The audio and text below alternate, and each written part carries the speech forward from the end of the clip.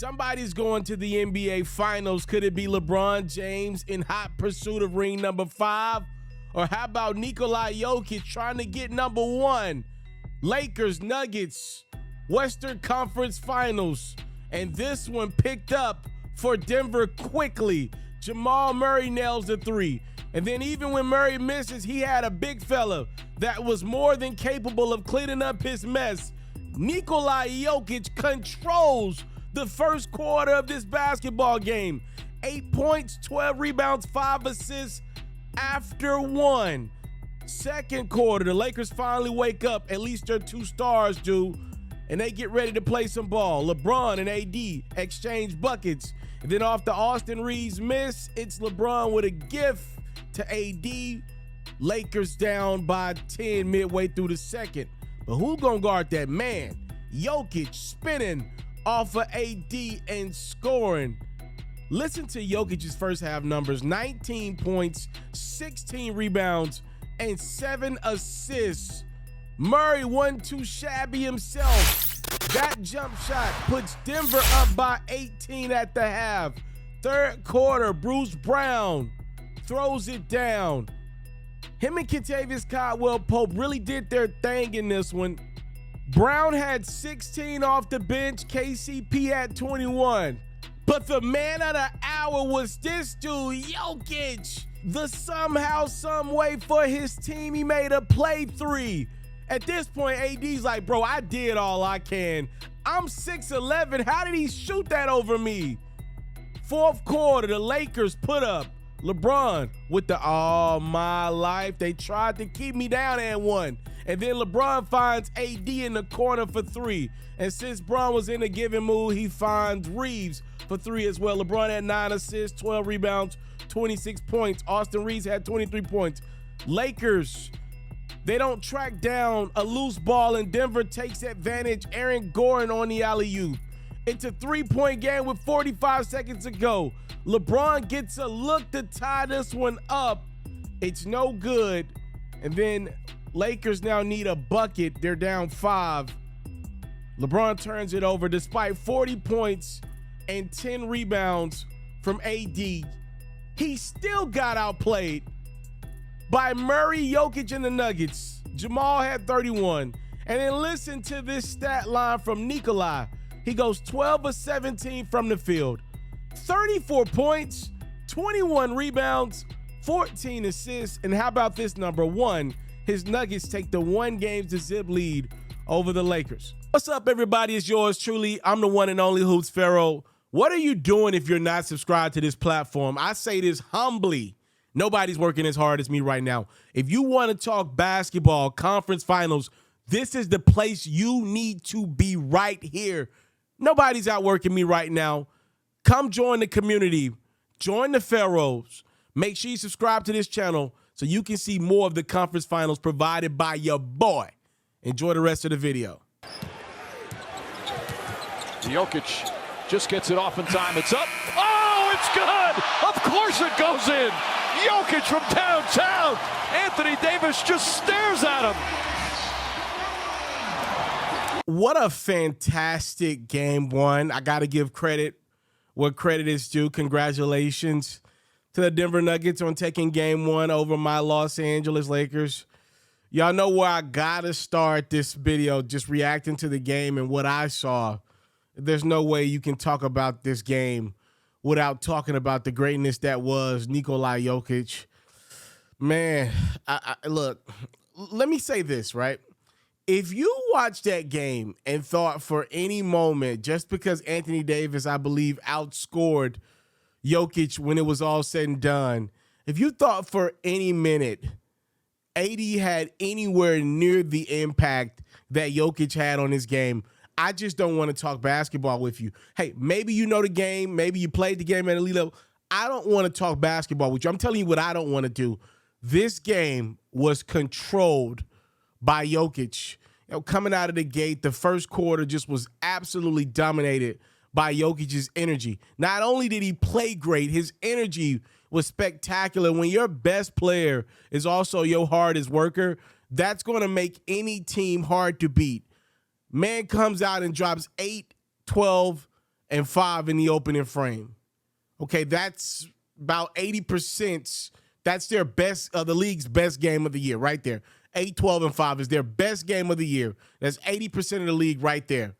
Okay, second quarter, Jokic comes out and balls out again, just dominates the matchup with AD. Davis can't do nothing with him. Lakers tried doubling. They tried the single coverage with AD, a guy I believe to be the best defender in the world. Nothing. At the half, Jokic is already sitting on 19 points, 16 rebounds, 7 assists. As a matter of fact, Jokic out-rebounded the entire Lakers team in the first half, 16-13. What else do you need me to tell you? That happened, ladies and gentlemen. That stat line is pretty much better than 90% of the league. And we get into the fact that this dude goes 34-21 and double-digit assists in a ridiculous triple-double. This man could have easily had 30 rebounds in this basketball game until the Lakers finally made an adjustment. This game was dominated by Jokic on every single level. There were no questions, no secrets about it. Nobody on the court wanted this as bad as Jokic did. He got a couple teammates to come along with him with somewhere similar the amount of passion and energy that he brought to the table. And that's how the Denver Nuggets were just able to blitz the Los Angeles Lakers. By the time the Lakers finally woke up, it just was entirely too late. And the Lakers played, I thought, a fantastic second, third quarter even. And obviously the fourth quarter, the Lakers won it. But they just got down too many points in the first quarter, period. Like, let's be clear. The second quarter wasn't bad. The Lakers were not able to pull within. They were down 18 at the half. But I thought the Lakers overall didn't play bad. Third quarter, the Lakers started to really gain some steam. But, hey, at the end of the day, they were only able to take 4 points off the lead from halftime to the end of the third quarter. You could chalk that up to some pretty miraculous shots that the Nuggets were able to make. Fourth quarter, Lakers outplayed the Nuggets, but nowhere near as bad as the Nuggets outplayed the Lakers in the first, and that was the difference in this basketball game. Got to give Jokic credit. Also want to give 2 role players credit, and Kentavious Caldwell-Pope and Bruce Brown. I thought both of these dudes did everything correctly for Jokic. They cut it. They made shots. They attacked the rim. Anything Jokic could have asked for in game one with the way that he had it rolling, those 2 dudes came out. I mean, these are 2 guys that we talked about before this series started. The Nuggets just got a really deep team, and I think these 2 guys just characterize a really good Nuggets squad that we don't talk about this enough. Will Barton have become toxic within that Denver Nuggets organization, I believe, over the last couple of years. He took a lot of shots, and to be honest, I think Thrill thought he was the best player on the court. The problem is you got a guy like Jokic on the court that had already won MVPs. I thought Denver, moving off of Will Barton, a couple other guys that I felt like were holding this team back, they moved off of them, and they got guys that just want to win. And Kentavious Caldwell-Pope just wants to win. He wants to beat his former team really, really bad. Bruce Brown was obviously on that Brooklyn Nets team last year that got it handed to them by the Boston Celtics in the first round of the playoffs. Now he's doing the handing as the Denver Nuggets are yet to lose a home game throughout this postseason. And I do want to give Jamal Murray some credit as well. He made a ridiculous amount of shots. He had 31 points. But Jamal Murray highlights where I'm going to take this video to. I want to be real with you guys. If you are a Denver Nuggets fan out there, to be honest with you, from what I took away from game one, y'all in trouble. Y'all did everything right in the first half of this basketball game. And though I believe Jokic can play at the exact level that he played in game one, I believe he could play 34 points, 20 rebounds for the whole series. I think he could average that. I don't believe you're going to get the performances you got from KCP and Bruce Brown every game of this series. I know you're not, as a matter of fact. Michael Porter Jr. knocking down some tough contested shots. I don't think you're going to get that every game of this series. I don't think you're going to get Jamal Murray showing you the showcase that he showed you when this series shifts to L.A. You're not going to get that. What the Lakers were able to figure out in the second half, and I do believe Darvin Ham unintentionally kind of bounced into this solution to a problem that he had. because I thought the Lakers came out with an awful game plan for Jokic. It didn't feel like they thought about this dude at all over the last 48 to 72 hours. Coming out, no second big, which I think the Lakers do need a second big on the court. I thought the 3-guard system sucked. The Lakers in the second half finally took D'Angelo Russell off the court in favor of Rui Hachimura, and they finally bounced into something that worked against Jokic. You pretty much allow Hachimura to guard Jokic straight up and down and let AD be the help defender and deal with whatever happens with a guy like Aaron Gordon. Make LeBron guard Michael Porter Jr., and you live with the results. If Jokic is going to kill Hachimura, then let it be. But the fact that you got AD as that second line of defense, a guy like Aaron Gordon's not going to shoot a lot of threes anyway. He's going to hang around the rim for putbacks anyway, which allows AD to come off and be the help. You better make Aaron Gordon throw down 20 putback dunks in game 2. I thought Hachimura played a fine role for the Lakers. It'll get overshadowed just because KCP and Bruce Brown were just fantastic. But Rui really changed this series and gave the Lakers some much-needed help down low as they were struggling. Jokic was killing them boys on the rebounds. So I look for that to be the story of game 2. Can Hachimura continue what was a really good game 1 for him? I've seen him play really well. I've also seen him be pretty non-existent out there for the Lakers after you start to gas him up a little bit. The back-to-back games kind of does him in.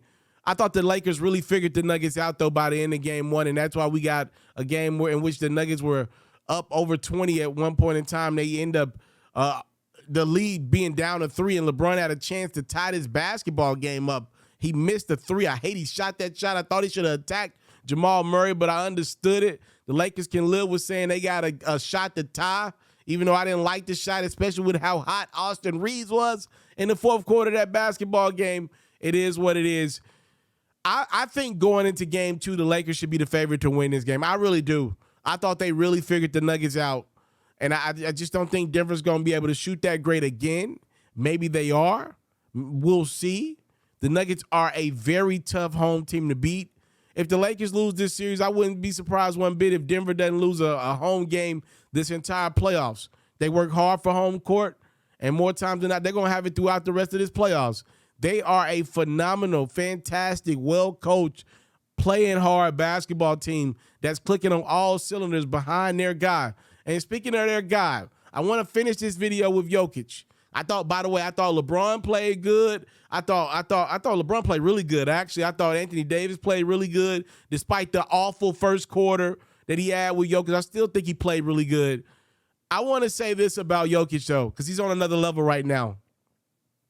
He has entered a very, very, very rare space that we have in the league right now. It's Jokic and Giannis to me for best player in the world right now. And I'll just leave it at this. I'm not going to say Jokic is better than Giannis, but here's what I will admit. Nobody has played at the level that Jokic is playing basketball right now this season. Nobody has controlled a game as much as Jokic is right now. Nobody. Nobody is playing at the level that he is right now and has played at that level all year. What I will tell you is this. Over the last few years, what Giannis had been doing, which actually Jokic hadn't been doing, I thought Jokic, after the first year he won MVP, I thought he had pretty much got to his peak at that point in time. And Giannis continued to grow his game and was expanding his offensive game, really, because he was a beast on defense already. But I thought Giannis continued to grow. And for the first time this year, I thought Giannis didn't show any real signs of improvement to his game, even a little bit of digression there from the Greek Freak. And this year, Jokic just took his game to another level. His control and command of that Nuggets offense, they had Russell Wilson in the house, the Denver Broncos starting quarterback. It was quarterback-like watching Jokic play basketball for the Nuggets in game 1. He commanded that first half. He set the tone with his energy, phenomenal IQ, and that's why the Denver Nuggets look. I'm not a hater. I tell the truth no matter what. Even if my team is on the losing end, I still think my Lakers are winning this in 6 games. But I have to admit to you, Jokic balled out and got his team a game 1 victory to preserve home court for now. I do believe the Lakers are coming for game 2, though. Y'all let me know what y'all thought of this fantastic game one that comes down to the wire after it looked like it would be a blowout the way the Nuggets got out to a quick pace. Man, I hate that first quarter for my Lakers, but it was a good game all said and done. Nuggets win game one.